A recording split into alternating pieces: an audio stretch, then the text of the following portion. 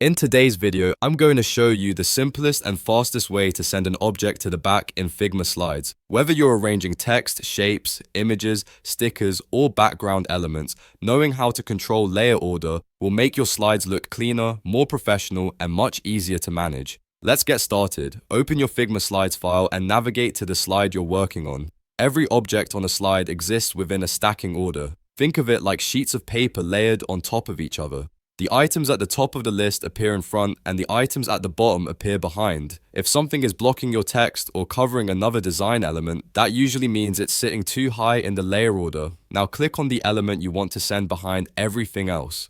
This could be an image overlapping your text, a shape that's accidentally on top of your icons, or even a background pattern that's hiding under a frame. Once you've selected the item, all you have to do is right-click directly on it. A context menu will appear, and within that menu, look for the option labeled Send to Back.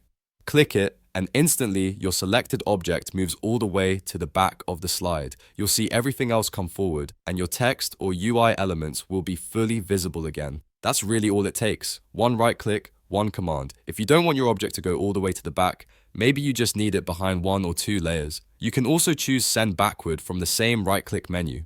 This moves that item down one layer at a time, giving you more precise control when your slide contains multiple overlapping objects. Keep in mind that if your item is inside a group or auto layout frame, sending it to the back will only reorder it inside that container.